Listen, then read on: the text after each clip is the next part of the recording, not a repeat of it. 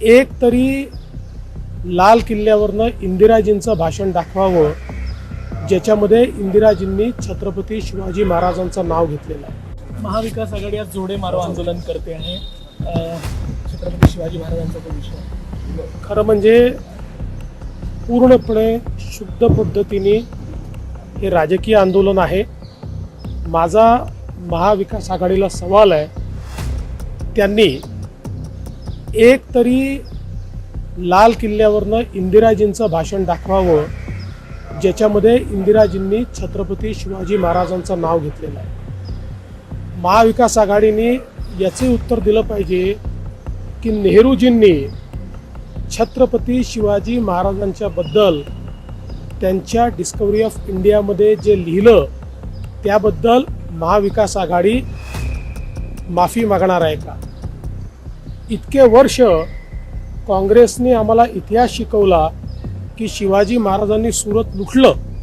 शिवाजी महाराजांनी कधीच सुरत लुटलं नव्हतं, पण जाणीवपूर्वक आम्हाला इतिहास शिकवण्यात आला की शिवाजी महाराजांनी सुरत लुटलं, त्याच्याबद्दल ते माफी मागणार आहेत का? मध्य प्रदेशमध्ये काँग्रेसचं सरकार असताना कमलनाथजींच्या मतदारसंघामध्ये छत्रपती शिवाजी महाराजांचा पुतळा बुलडोझरने हटवण्याचं पाप हे काँग्रेसने केलं। त्याची महाविकास आघाडी आणि काँग्रेस माफी मागणार आहे का? कर्नाटकमध्ये त्यांचे तेव्हाचे प्रदेश कार्याध्यक्ष आणि आताचे मंत्री यांनी स्वतःच्या मतदारसंघामध्ये छत्रपती शिवाजी महाराजांचा पुतळा त्या ठिकाणी अक्षरशः तुडवला, हटवला। त्याकरता काँग्रेस माफी मागणार आहे का? यांनी कधीच छत्रपती शिवाजी महाराजांची इज्जत केली नाही।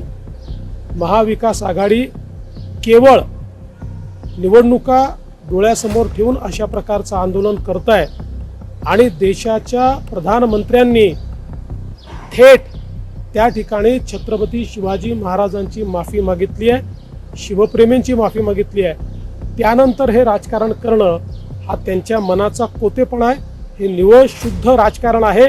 त्यामुळे काँग्रेसने पहिल्यांदा छत्रपती शिवाजी महाराजांचा इतका अपमान केला त्याबद्दल काँग्रेस आणि या ठिकाणी महाविकास आघाडीने माफी मागितली पाहिजे।